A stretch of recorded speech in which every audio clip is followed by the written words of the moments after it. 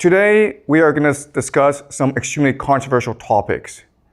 And because this is going to go on YouTube, there are certain words I cannot say.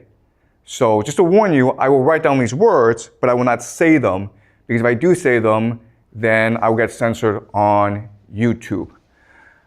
Today, we're going to look at how evil triumphs. Why is the world so evil?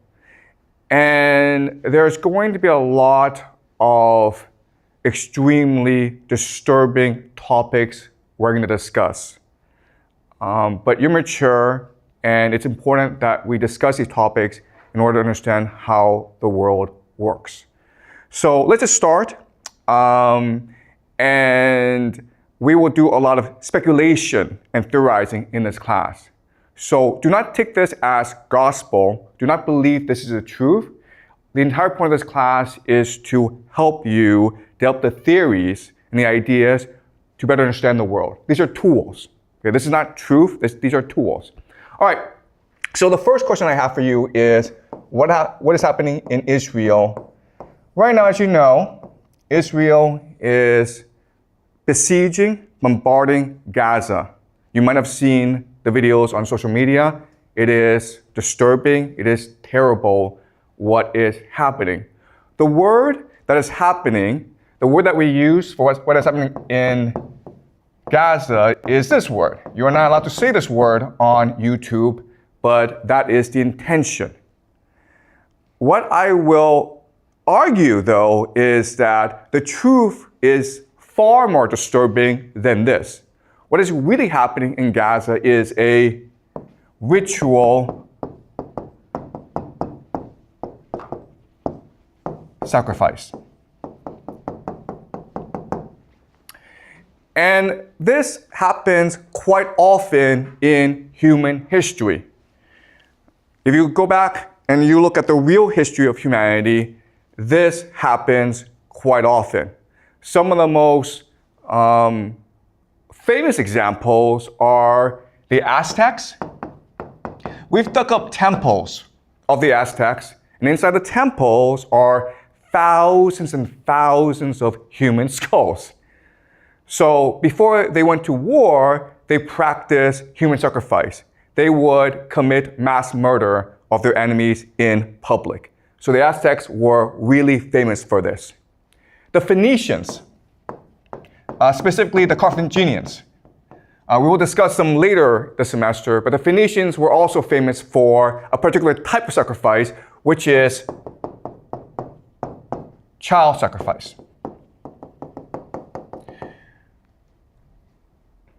The Romans wrote histories insulting the Phoenicians for practicing this sort of sacrifice. But the Romans themselves practiced human sacrifice. What they would do is that after every major war, they would capture all the major leaders, all their enemies, and they would parade their enemies through the streets of Rome. This is something called a triumph. At the end of the triumph, they would gather enemies at the temple of Jupiter. Jupiter is their god. And then they would strangle to death their enemies. That's sacrifice. That's human sacrifice. They didn't call it that, okay? And they sort of disguised it, but we know for a fact that they did do this. So the question for us is, why is it that this happens? Why do the Aztecs do it? Why do the Phoenicians do it? Why do the Romans do it? And why is it today the Israelis do it in Gaza? And remember, okay, what the Israelis are doing is quite horrific because it is really this sort of sacrifice. Why? Because 47%, almost half of the population of Gaza is under 18 years old. So the majority of people who are getting killed are in fact children. What is most striking or blatant about what's happening in Gaza is that we can all see it for ourselves. And it's almost as though the Israelis want us to see it and want us to hate them. Right? You can see all over the world, popular opinion is turning against Israel. You have these popular protests all around the world. protesting what is happening in Palestine. If they really want to do this, right, there are actually much more effective ways of doing this. For example, you could just poison their water. Or you could poison the air so that everyone in Gaza gets a fast cancer, right? We have the technology to do this. So Israel could do it this secretly and no one would talk about it. And in 20 years' time, 30 years' time, the population of Gaza would all be gone. It would be a very secret, right? Instead, they choose to do this in front of the world. And my argument to you is that this is intentional. They want the world to hate them. Because by doing this, they create the ultimate taboo, right? We find this disgusting and contemptuous, so the entire world will unite against Israel. But guess what? That's what their religion wants. In the extreme form of Jewish eschatology, or their religion, they believe that at the end of the world, Israel will fight the entire world and God will help Israel triumph in the end. So what's really happening in Gaza is that there are extremists within the Israel government who want to accelerate the process of the end of the world, where Israel will face the world. And if you think about it, the entire idea of this ritual sacrifice is to unite the Israeli population. And what's extremely disturbing and horrifying about it is that this works. Why? Well, let's use an analogy, okay? The analogy is this. In Chinese history, the most popular military stratagem is to fight with a river behind your back. You guys have heard of this strategy, right? Where, an army is losing, it's being scattered by the enemy. So what the general does is forces the army to retreat to a river. And now with the river blocking your escape, you have a choice. You can either drown in the river or you can fight to the death. And most soldiers will choose to fight to the death. And so at this point, the soldiers are unified, they're galvanized, they're energized, and then they find a surge of energy to go and destroy their enemy. Okay, this is the most popular military stratagem in ancient Chinese history, and guess what? It's the same as Israel doing this right now in Gaza. It's the same logic. Yes, you have a question? So what is the river for the Israel? That's a good question. What's the river right here, right? The river is a taboo, right? What's the worst thing you can do in modern society? Killing children, guys, right? So there's no exit for Israel. You either go all the way or the world comes and destroys you anyway. And in fact, what's really interesting is that if you go online, you will see Israelis go around the world and causing trouble everywhere. They're going to start fights. They shout death to the Arabs on public buses in the Western world. It's intentional. They want to unite themselves by dividing the world, by angering the world. Okay? Does that make sense? All right. So this is all very disturbing, and I want to slowly unpack, reveal to you how this works. Okay? So to do this, what I'm going to do is I'm going to use a thought experiment. The thought experiment is this. Let's just say that there's an island. We don't know where the island is, but it's an island. And there's no escape from the island. And on the island, the center, it's a hill, and it's safe. But everywhere else, you have these flesh-eating monkeys roaming everywhere. Okay, the problem is that on this island, the resources you need to survive, trees, food, and rivers, the monkeys are there, okay? There's one safe spot in the center, but everywhere else, if you want resources, you have to go fight these monkeys. They're flesh-eating monkeys. They want to kill you, they want to eat you. And there's an infinite number of them. Now, let's just say that one day, for whatever reason, okay, we don't know why, but 100 men, aging, and they range from 15 to 65 years old, okay? They are mysteriously transplanted onto this island in a safe spot. They come from different countries. They do not speak the same language. They are of different ethnicities. They are all poor people in their countries. They don't have much education. So they're there, and they realize quickly that the situation is utterly hopeless. There's no escape from this island. These monkeys are everywhere, and they are tough warriors. And the situation looks bleak. They don't even speak the same language. They don't have a common culture.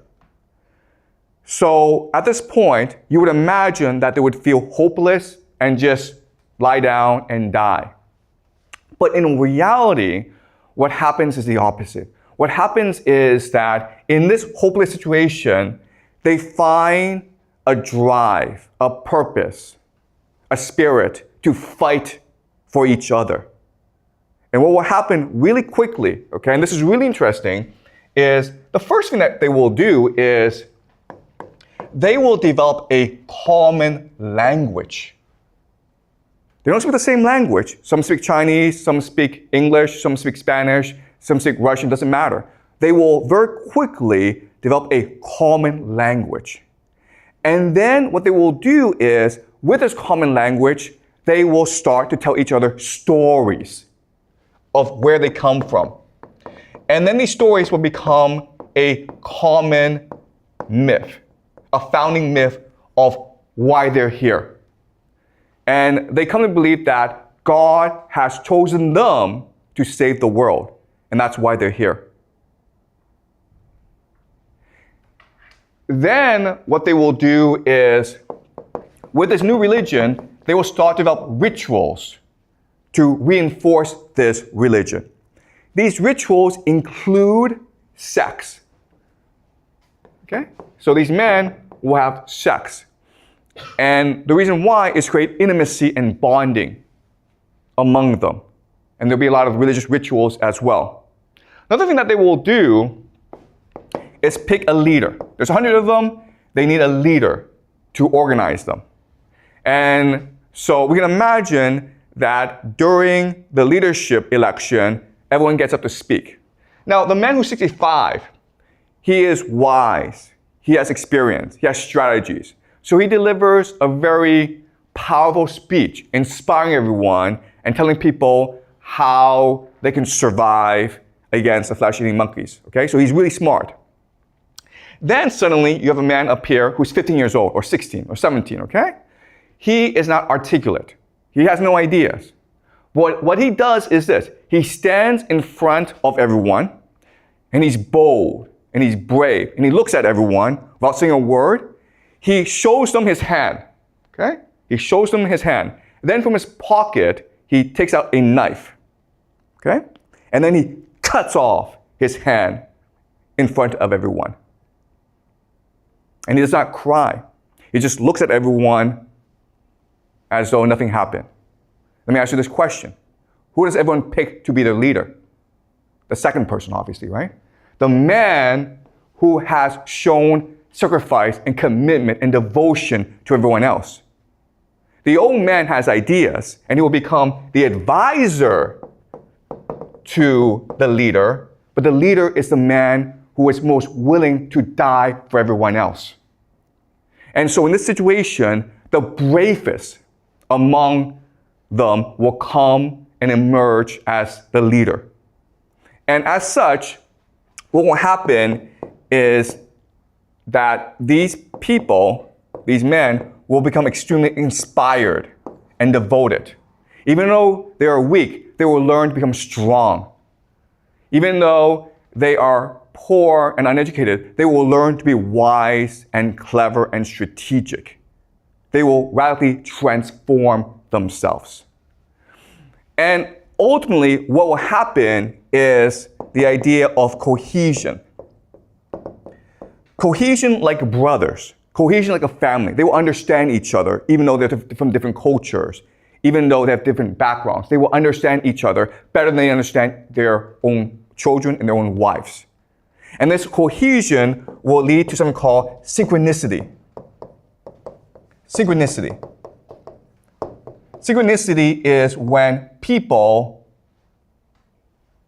act in unison together. Okay? So a very simple example of synchronicity is a sports team, right? When you watch a soccer match, how is that soccer team able to work together? Well, because of synchronicity, because their minds are alike. It's what we call a hive mind. And this allows for something called telepathy. They're able literally to think and act as one. So let me give an example of this. Let's just say these men, they're sleeping, but one of them wanders off to collect wood. And then he's attacked by monkeys. It doesn't matter if he screams because he's too far away. Would his comrades know that he's in danger? They would. Okay? And the example here is, let's just say you're a mother and you have children, okay? And one of them goes off to France on a vacation. But then while he's in France, he gets hit by a car and he's hospitalized. Would you as a mother know that your son is in danger? Would you feel it? He hasn't called you, you don't know about this, but in your heart, would you know it? The answer is yes, you would know it. You would feel something is wrong. You would get on the phone and try to call your son. You can't reach your son, you would call the police, okay? You don't know what's happening, but something in your heart is telling you, I need to get in touch with my son. Okay, and that's how the hive mind works. That's how synchronicity works. Let's look at another example. Let's just say that one day, there's 10 of you and you're all collecting wood. And then suddenly you're attacked by 100 flesh-eating monkeys. There's a bridge that you've created, okay? It's a rope bridge. 9 get across the bridge, all right? But you're the last person, okay? And all the monkeys are about to descend on you. And you know that if the monkeys get across, your comrades are dead. So what do you do in this situation? Yeah, you cut the rope, okay? You die. You don't think about it. You just kill yourself because what matters is not your life. What matters is the family. What matters is the team. And we know about this because in war, what often happens is in trench warfare, the enemy will throw a grenade into the trench, right? There's not enough time to pick up that grenade and throw it away. So what soldiers do is they will jump on the grenade and absorb the explosion, thus killing himself. It happens instantaneously. No one thinks about it. You just do it because what matters is saving your comrades. And this is what happens. Okay? Synchronicity develops where it's almost as though you're able to read each other's minds. And they keep on doing this for like 10, 20 years. And then suddenly, okay, let's continue a thought experiment. Suddenly, you are transported back to the real world as though nothing happened. But you have memories of what happened. Okay, does that make sense? Okay, you've experienced 20 years of hell on Monkey Island. You've developed the capacity to work together. You have a hive mind. You're really energized. You're really inspired. You're really driven. You have a new religion all to yourself. Now, suddenly, you're all transported back to your real world, your old life. Okay? Now what would happen? Well, what would happen is that the 100 of you would want to come together again, right? And you would share your experience, your rituals, your religion with your children and your grandchildren. And quickly, over time, what will happen is that you guys will conquer the world. You will become the secret elite. The world is yours. There may be presidents, there may be famous people, but secretly, you're the ones who are in control. Your children, your grandchildren, your great-grandchildren will inherit this legacy, and they are the ones who truly control power in the world. Does that make sense? All right. Yeah, question here.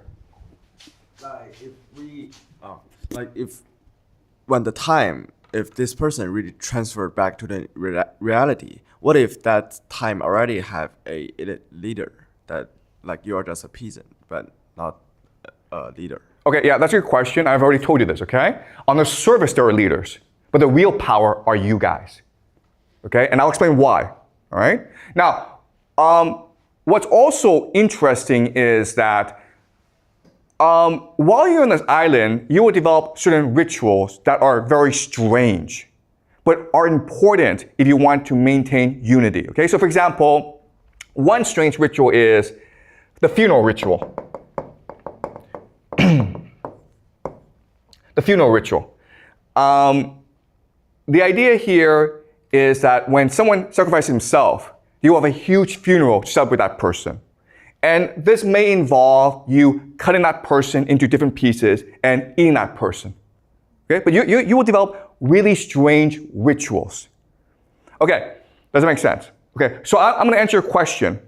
Why are these guys in charge and not the real leaders of society? But first, I want to give you some historical analogies to this. Okay? How do you know that what I'm saying is correct? Well, let's look at certain analogies in history. All right. So, Sparta.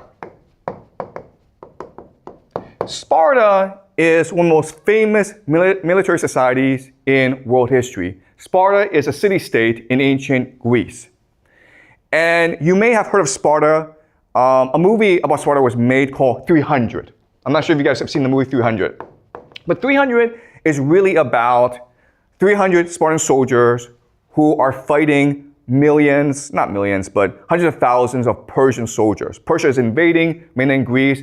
They fight at a place called Thermopylae, the Battle of Thermopylae.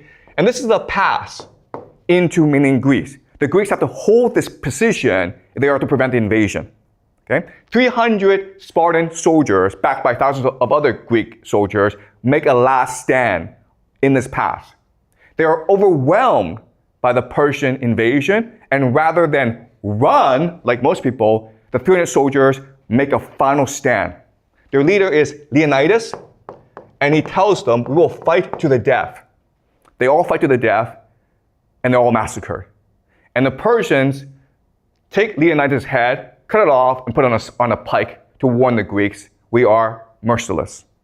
Eventually, the Greeks, inspired by the sacrifice of Leonidas, they will repel the invasion and destroy the invaders. So how do we get this culture? Okay, well, the education system of the Spartans is really interesting. It's really disturbing, actually. So young boys at age 5 and 6, they're taken away from their homes. And they are put in a school run by older boys. Okay, so the older boys are maybe like 10, 11. And so what happens, as you can imagine, is the older boys beat the crap out of the younger boys. Okay? From day one, there's no education. They're not learning anything. All that's happening is the older boys are just beating the crap out of the younger boys. But because this is happening, we call this like hazing, okay? And this happens actually a lot among fraternities and sports teams. When they're getting the crap beaten out of them, it builds solidarity. It builds brotherhood. So these young boys who are 5 and 6, they learn to love each other because only by helping each other can they survive the brutality. Okay? Then what happens is when they become 11, 12, 13, when they hit puberty, this is really interesting, they become mentored. Okay? Mentored by an older soldier, an older Spartan soldier who's maybe 28, 29, 30. But he has a family. They become lovers. They have sex with each other. And this builds group solidarity. Okay, so during hazing phase, these young boys learn to trust each other. They learn how to bond with each other. During the mentorship phase, these young boys learn to think like in a hive mind, okay? They learn to be part of a larger group. Then when they turn 18, they graduate, okay? And in order to graduate, what they do is this. They have a mission. So the Spartans have slaves called helots, okay? These are just people that they've conquered and who are now work as slaves in the fields for them, okay? They're like serfs. So there are lots of rules governing the helots. An important rule is curfew. So if it's dark at night, you cannot be outside the house. If you are outside the house at night, you could be executed, okay? So as a graduation mission, these young soldiers hide in the fields at night, okay? They hide in the fields and they wait for the sun to go down. So it's now dark. And they look for helots to come back because they're late. And what they'll do is they'll sneak up behind the helots and cut their throats. Okay, this is basically sacrifice. Okay, human sacrifice. So the Spartans did this as well. It's a very common thing. And what this does is it builds group cohesion, leading to synchronicity. There are thousands of city-states in Greece. Only Sparta did this. And it made everyone think Sparta was disgusting. Everyone hated Sparta. But it kept Sparta unified. And it made Sparta into the dominant military power in Greece at that time. Okay? What happened then is Thebes, another city-state in Greece, they would copy the Spartan system, okay? But they made it voluntary.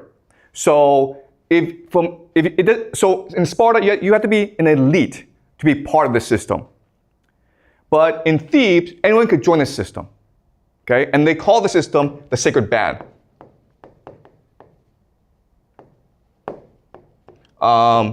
Of 300 soldiers. And they were, again, lovers, okay? But this is really important for you guys to understand. At this time in history, there's no concept of homosexuality.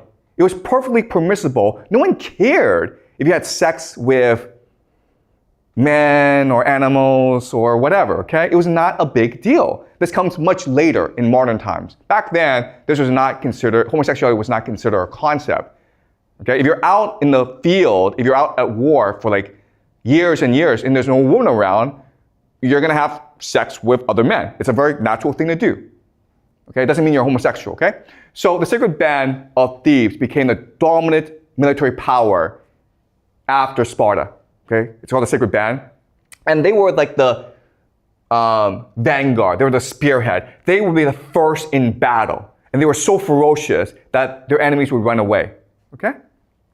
Then what happened is that Macedonia would copy the Theban system. Who's the most famous Macedonian in the world? Do you guys know? Which Macedonian is the most famous ever in human history? You know the name, but you may not know he's Macedonian. Alexander the Great, okay? His father is Philip II.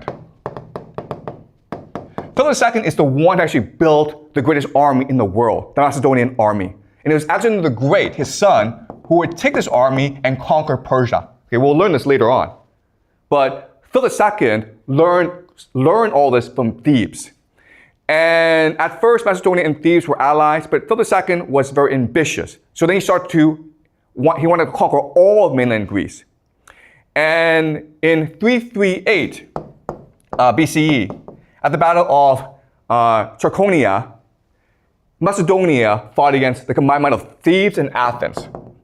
And Macedonia destroyed Thebes and Athens, okay? Because Macedonia basically copied the system from Sparta and Thebes. At this point, Macedonia should have destroyed the entire Theban and Athenian army. But when all was lost, the sacred band, they stood in the middle of the field and they blocked the advance of the Macedonian charge. so that everyone could escape back into the cities. They did not fear death. They welcomed death. Okay? For them, what mattered was honor and sacrifice.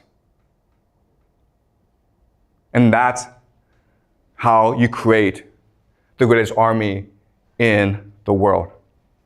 Okay? Does that make sense?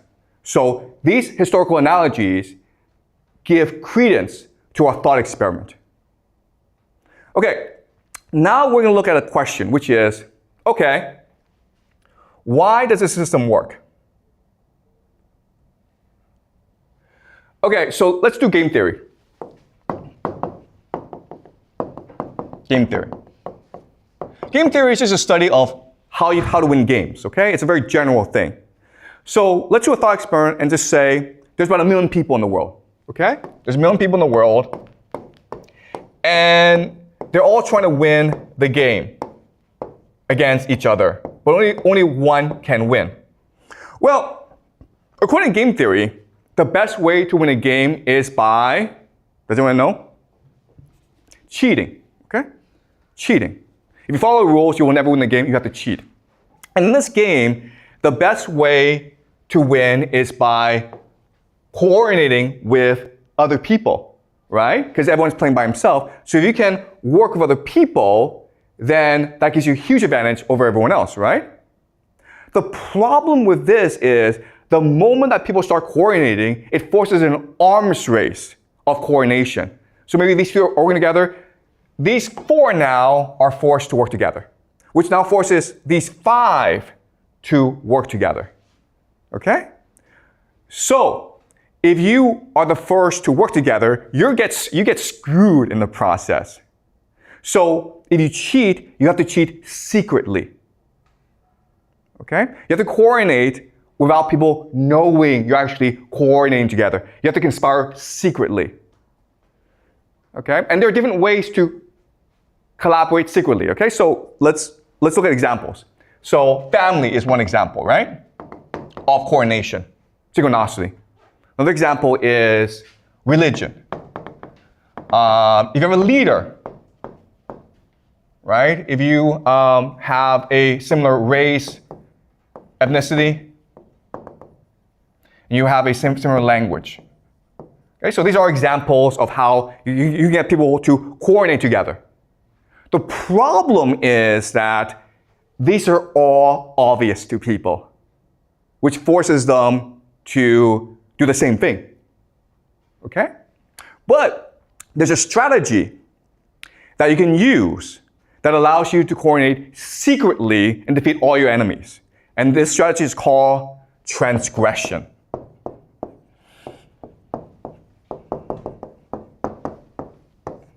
Transgression. The breaking of taboos, the breaking of social norms, the breaking of social laws. Transgression.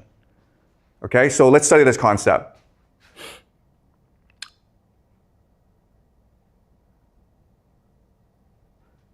All right, so the idea is that, the theory is that the greater you transgress, okay, this is the level of transgression, the greater your cohesion, which leads to synchronicity. Okay, that's a theory I want to propose to you. All right? So, transgression, I mean, it's a very simple idea. You're breaking the rules, right? You're cheating. And therefore, everyone wants to put you in prison. Which means that the only way that you can survive is if you keep the secret among your group, right? Which forces cohesion. Does that make sense? All right? And we see this in all aspects of society, right? So the most basic form of transgression is just joking or pranking, right? So for example, you guys, 6 of you, decide, you know what, we're going to play a joke on the school. We're going to cover all the rooms with toilet paper. It's a joke, it's a prank. But obviously, you don't want to get caught because the school will punish you. And this joke and this prank will make you more cohesive, right? Because now you have a secret amongst yourself. And if anyone betrays you, you're all screwed. Right? Does that make sense? That's the logic. The other thing that's really interesting is that when you transgress, when you break a taboo, you feel empowered. You feel liberated. And it becomes addictive. Right? You fill the school with toilet paper. You're like, that was a lot of fun. Why was it fun? Because you broke the rules. You feel, I'm more powerful than my teacher. So you keep on doing more and more of this stuff, right? Then you may be like, hey, let's go to the store and steal a candy. That candy may cost $1. Nothing, right? But you try it, and you are terrified. You're seized by doubt. You're seized by fear. Sorry, so this is the sound that tells us that we should go on break, but again, we don't go on break in this class, okay? So I apologize. We're not taking a break. We keep on going, okay? But that's what the sound is. Okay, so you're terrified because your mother, your teachers, everyone told you stealing is bad, right? But when you actually go and do it, how do you feel? You feel energized. You feel liberated. You feel empowered. And if your friends were with you, the friendship becomes much more unified, much more cohesive, much more synchronized. Does that make sense? And now you want to like, let's break more rules. Let's see what happens if we break more and more rules. And you keep on going because it's addictive. And ultimately, there's a transgression that is the ultimate taboo, which is what? You guys know? Yeah, right? This. Right? Can you think of a more worse transgression than this? That's why they do it. Because it feels empowering. It releases energy. They do it because they believe that when you do this, it releases divine energy. And when you actually do it, okay? Guys, I'm not telling you to go do this, okay? Please do not do this. Okay? And please remember, okay? This is evil. We should not be doing this. But when you actually go and do it, those who can do it, they feel as though they are now inundated, that now they are now filled with divine energy. They found the secret of the universe. They found the ultimate power in the world. Another transgression, which is not as bad, but pretty bad, is the idea of incest, right? And there are secret societies out there, guys, that do this. And you know what, guys? I hate to tell you this, okay? But they do it in public in front of everyone else because that creates both group unity, synchronicity, and it releases in their minds divine energy. They have now access to God. If you want to know what secret societies do, well, yeah. This and this, okay? And again, this is only a small group of people. But now we know why these people control the world. Because they're able to keep secrets. Because they're more motivated than everyone else. And they're able to work together in a way that allows them to achieve ultimate power. These leaders you see, right? These leaders you see, they are puppets. They are just the face. The real power are these secret societies that practice these rituals. And again, I'm not saying this is the truth. I'm just saying this is a possible theory about how the world works, right? Because this is a class of speculation. It's a class of theory. Don't think this is the truth, okay? But you can think about how this works and ask yourself, does it explain the world? Okay? All right. So having explained this, what I want to do now is go into the deep theory as to why this is happening. Okay? So if you talk to these people and they're honest with you, they'll tell you that when we do this, we access God and God gives us divine power because they're superstitious and they're stupid. Okay? Just because they're the elite, just because they're powerful people does not mean they're clever. In fact, they're kind of stupid if you actually meet them. All right? But I'm going to explain how this system works. And when I explain to you, it will make sense. Okay, but are we clear so far about what's happening, guys? All right? I know this is disturbing, and I know I'll probably get banned on YouTube for this, but it's important that we do this, okay? All right, so now I'll explain the theory as to why this is happening. How is it transgression is able to unleash divine energy? Okay, so Kant. We will look at some major thinkers, and they're really deep thinkers, and we'll go more into them this semester, but I'm going to introduce them, okay? So Kant. Remember from the first class, Kant had a theory of how the world works. There is no objective reality that we see, okay? So before, the assumption was that we just absorb reality, okay? But Kant says that we are active. Sorry, we'll wait for this.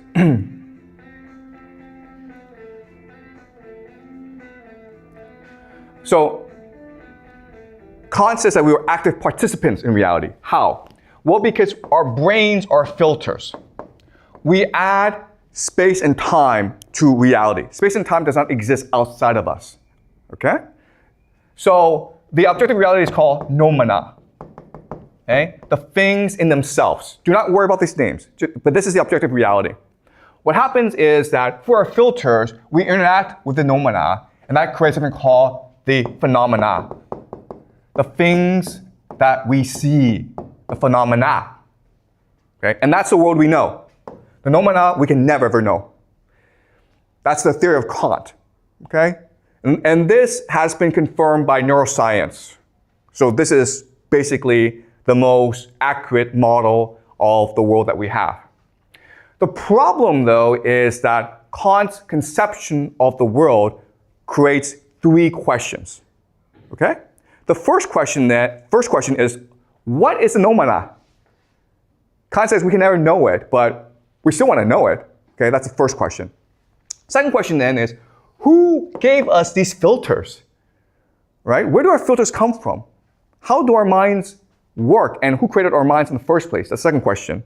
The third question is, if we are all seeing the world through our own lens, how do we know that we're seeing the same world?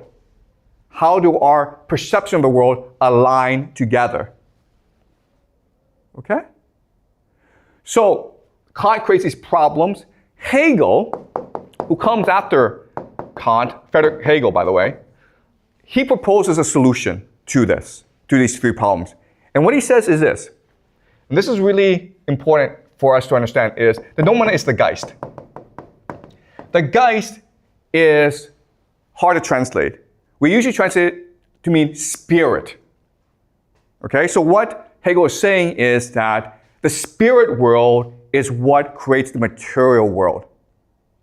We are just a shell. What really matters is the spirit world. Now, it's really important to understand the concept of the Geist, okay? And again, it's German, but there's no actual English translation for it. So it's best to see Geist as a combination of three words that derive from Geist. Okay, these three words are ghost, geyser, and gist. Okay? So these three English words are derivatives of the German word Geist. Right? Most words in English are actually German in origin. Sorry, not most words, but many words, okay? All right, ghost is just a parallel reality that exists alongside us, right? A spiritual world. That's the first concept. Geyser is just a force that is exploding or becoming or expanding. So this Geist is constantly expanding and becoming. Gist means the essence of things, the core of things. Okay? So the real truth in the world is the Geist. Not what we see, but what is invisible to us. Okay, so that's the idea of the Geist. Does that make sense? Now with the Geist, we can answer all three questions. The noumena, the real world, is the spiritual world, not the material world. It's the Geist that gives us these filters. And because we're all seeing the world through the Geist, we see the same world. Okay? So now this creates another problem, which is, where did the Geist come from? What is the Geist? Okay, and here we will look at Plato and Dante. Okay, so again, this is a really deep theory, and we'll go more deeply into this as the semester moves. But I just first want to introduce the idea to you right now. Okay, so this comes from Plato and a religion called Gnosticism. Okay, the Gnostics. Gnostic just means knowledge. Okay, so in the beginning, the Big Bang, the force is the monad, or the one. Okay, there are different names for this thing, or nous. Just think of this as a supreme God. Okay, the Big Bang, the force, like the sun almost. Okay, the spiritual sun of the universe. The nous works by breathing. When he breathes, he vibrates his divine power. And through this, he creates new beings called dyads. Dyads are just pairs of forces. Okay? And these dyads then create different realities. All right? So different realities are being created through this interaction. And eventually, you reach Earth. Okay? So, in other words, what Plato and Gnostics are telling us is that the Geist is a multi-layer, multi-dimensional world that we access all the time. Okay? Does that make sense? And the Earth, what we see, it is just the most outer shell in this universe.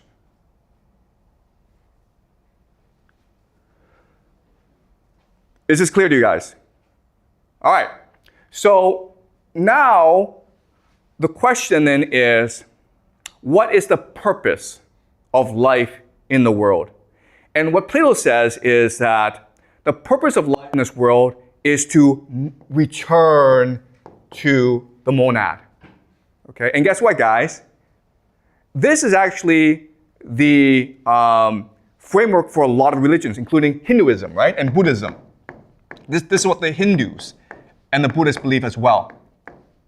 Nirvana is to return to the monad. I'm not sure if you guys have studied religion before, okay? But that's the idea. So what Plato says is that through the pursuit of knowledge, philosophy, the love of knowledge, you can return to the monad. Okay? Dante, and we will study Dante in depth later on, okay? But Dante has another solution. What Dante says is that the monad is love.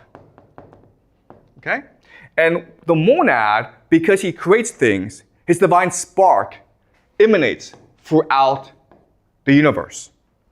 Okay? So there is a divine spark in us. And this divine spark is called love. So we are able to love people. Mothers love children. You love each other because of this divine spark in you. And the more you love, the more you return to the monad. Okay, so Plato says, pursue knowledge. Dante says, pursue love. Okay? So now the question is, okay, this sounds all very good, but why does evil happen in the world? Okay, what's the source of evil? Right? That's interesting. Okay, you have this theory of the universe, but then the question then is, why do people do bad things then? Why is there sacrifice in the world? Why are people doing all these bad things and not only getting away with it, but they're also controlling the world? That's a big question, right? So, for Plato, the answer is very simple. this world doesn't matter. Who cares if they control this world? It's a fake shadow world. Ignore them. Just focus on the pursuit of knowledge because that allows you to be one with the monad. Okay? Who cares about this world? Give them what they want. Give them their power, their fame, their money. Who cares? Dante's answer is actually very interesting. Okay? That's Plato's answer. It doesn't matter. This world doesn't matter. Who cares what happens in this world? It's a prison anyway. Dante actually proposed something different. He says this. If the monad is love, love is trust. So the monad loves us, and as a result, the monad gives us free will. Now, free will can lead to bad things, for example, this world, but he has no choice in the matter. Because for him to interfere means to take away our free will. And free will is his greatest gift to us. Okay? But now and then, what he will do is he will send messengers to our world to remind us that there is a divine spark in us. And we can activate it and achieve a greater consciousness. And these messengers are Plato, Dante, right? Jesus. Right? Does it make sense?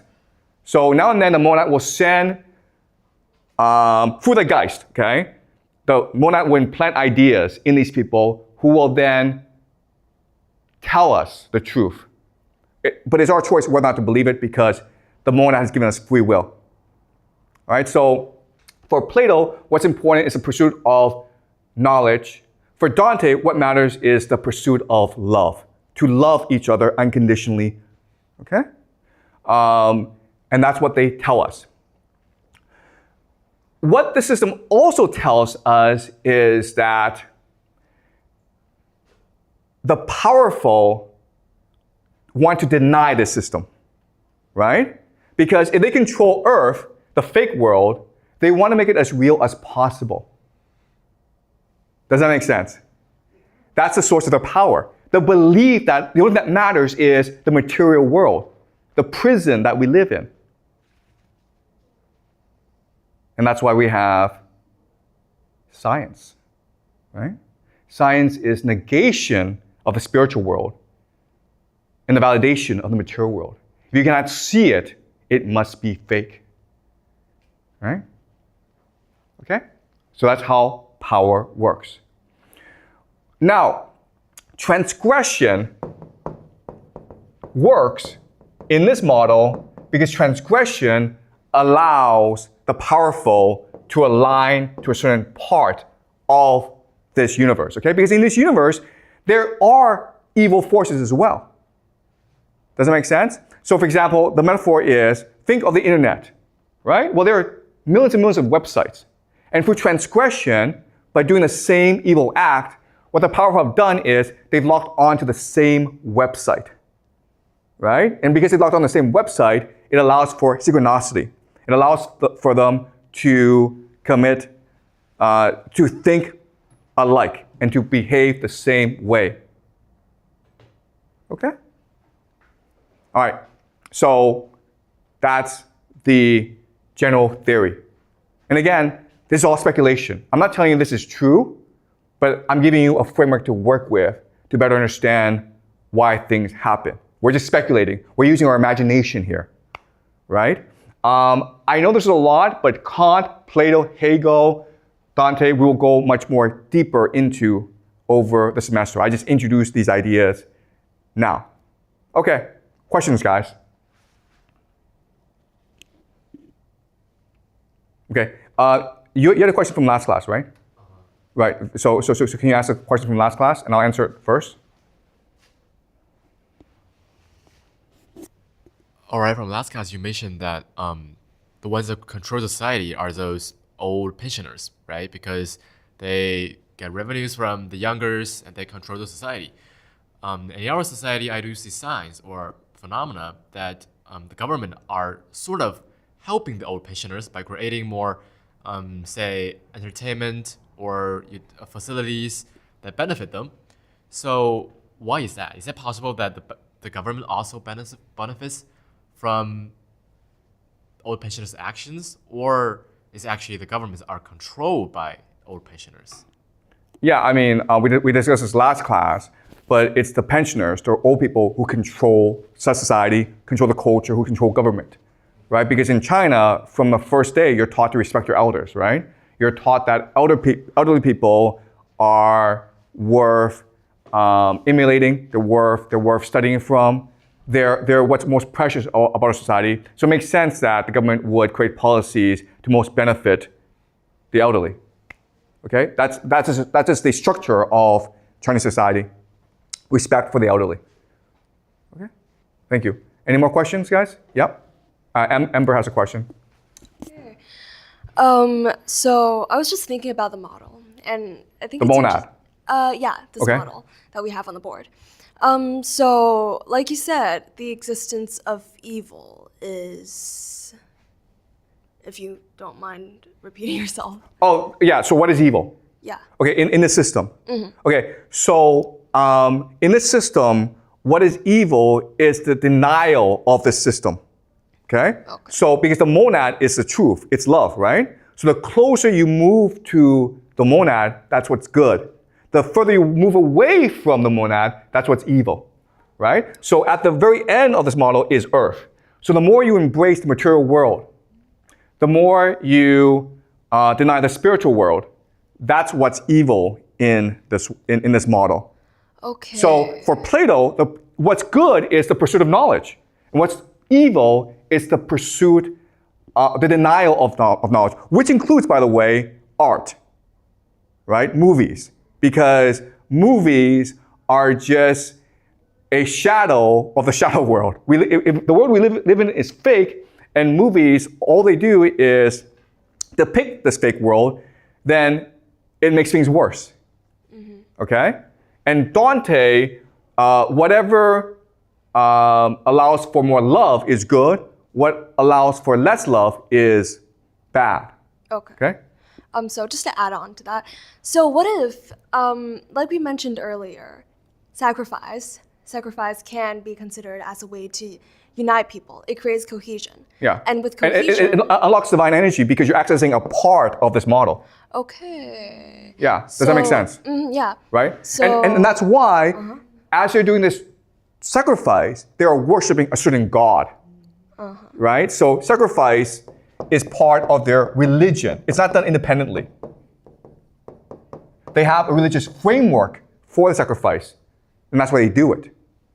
Right? They don't do sacrifice for the personal sacrifice. They do sacrifice as a consummation of their religion, because that's what their religion demands of them.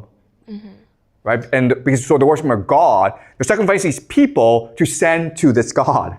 Okay. Right? So they're accessing a part of this model, which is a lower part, okay? And there are evil beings in this model as well, right? But they go lower. So by being evil or like doing the bad deeds, we get, as long as it creates love in Dante's theory, it gets us ultimately closer to the monad, yes. But the evil now that we perceive is constructed by our current society. So Yeah, so what Dante is saying about our current society is that our society is first and foremost anti-love. It does not allow for people to love each other.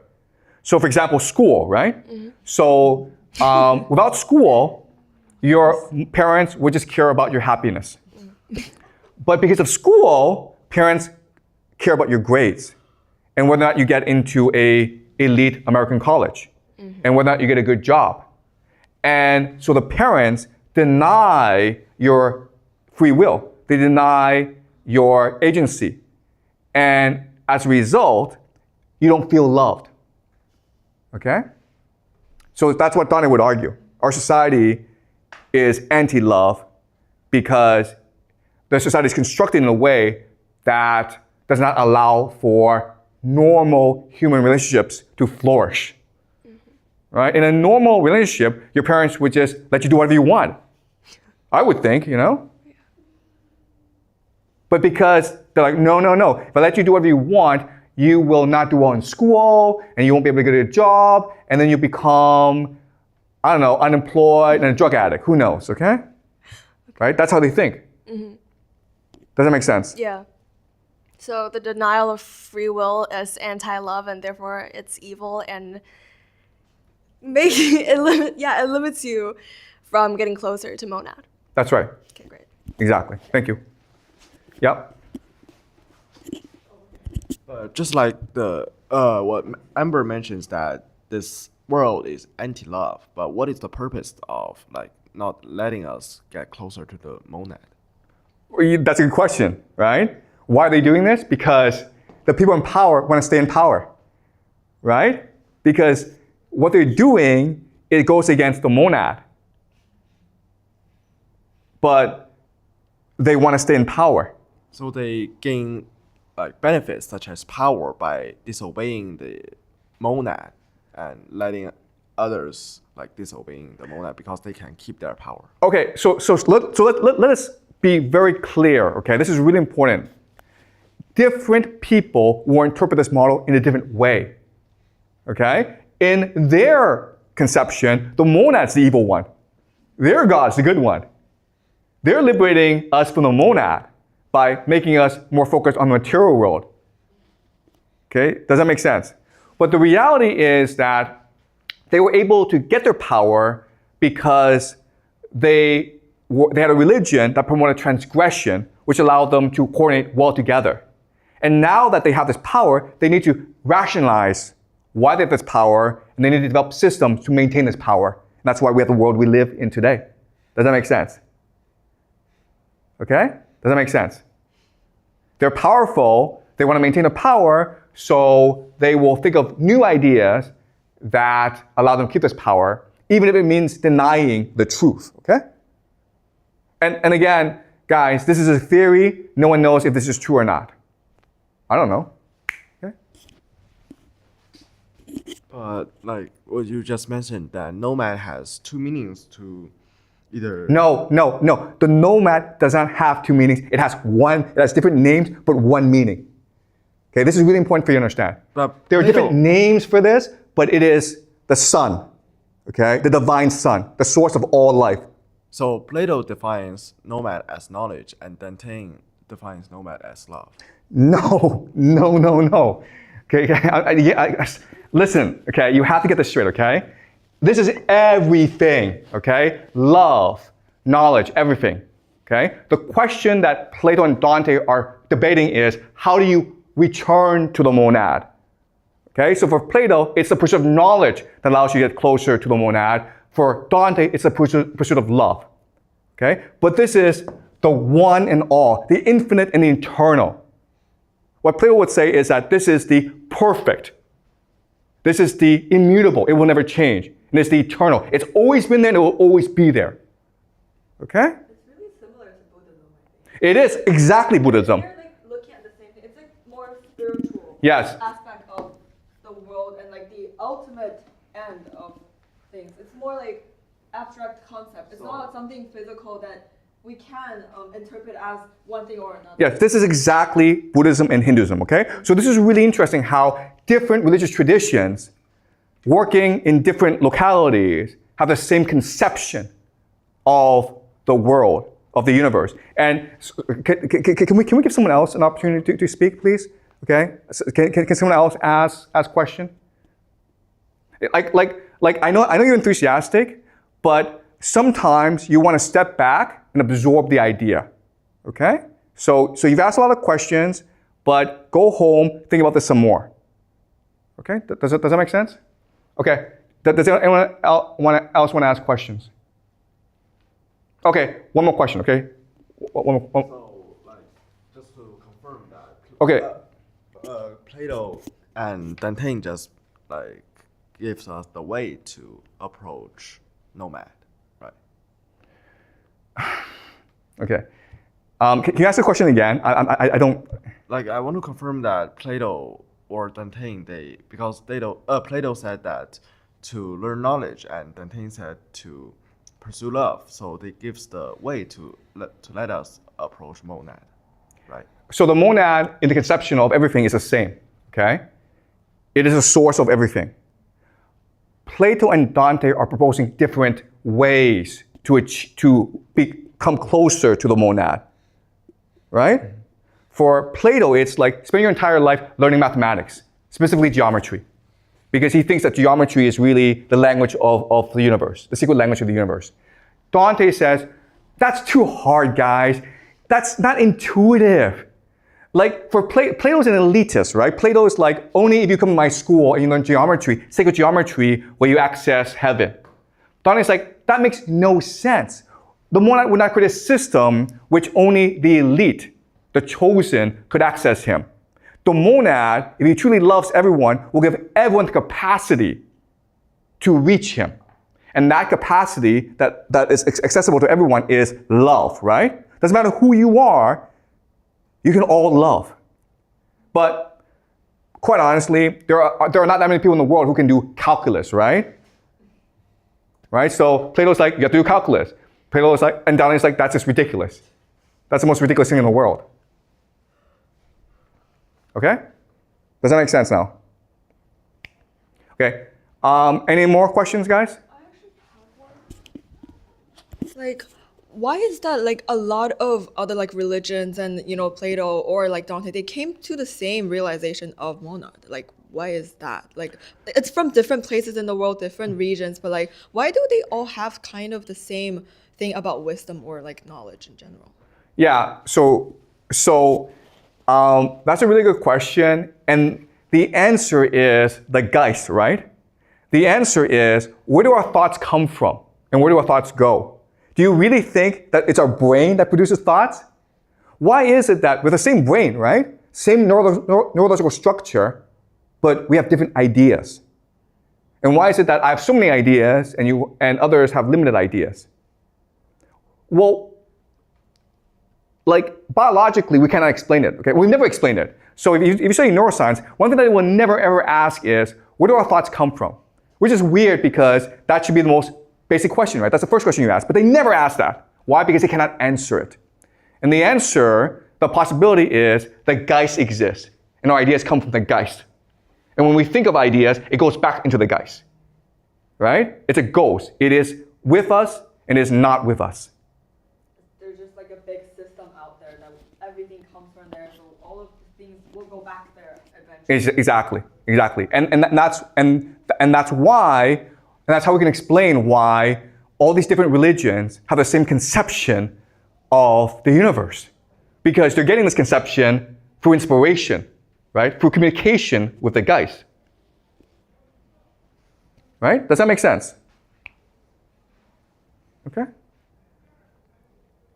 I think that makes a lot more sense than, oh, the synapses in our brains, you know? They fire together and they hit and like, ooh, we have an idea. I don't know. Okay, all right, so great. We will continue this next class.